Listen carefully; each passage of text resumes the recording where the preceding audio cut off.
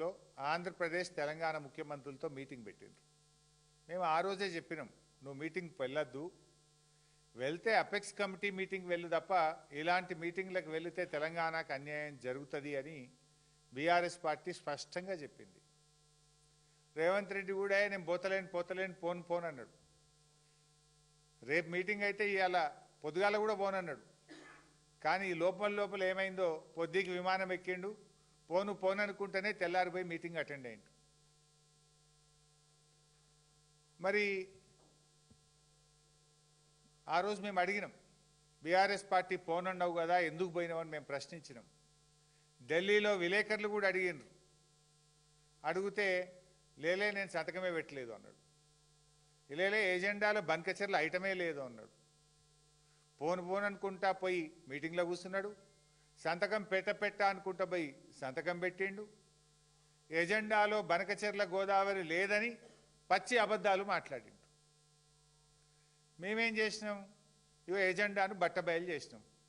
అయ్యా రేవంత్ రెడ్డి నువ్వు అబద్ధాలు మాట్లాడుతున్నావు, ఇదిగో ఎజెండా అని చెప్పి ఎజెండా కాపీని బీఆర్ఎస్ పార్టీ బట్టబయలు చేసింది.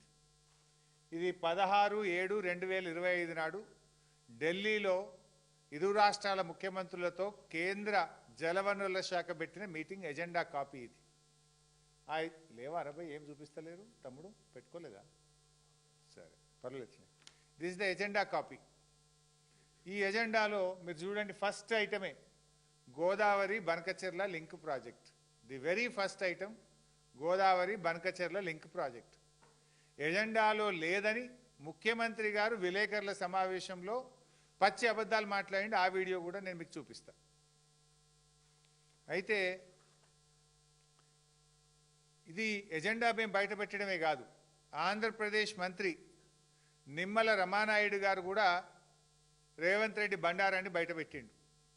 స్పష్టంగా నిమ్మల రమానాయుడు గారు బయటకు వచ్చి ఏం చెప్పిండు, ఆంధ్రప్రదేశ్ నీళ్ల మంత్రి బనకచెర్ల మీద చర్చ జరిగిందని, గోదావరి బనకచెర్ల ప్రాజెక్టు ముందుకు పోవడానికి ఇరు రాష్ట్రాలు కలిసి కమిటీ వేసుకుంటున్నామని మీటింగ్లో నిర్ణయమైందని కూడా చెప్పిండు.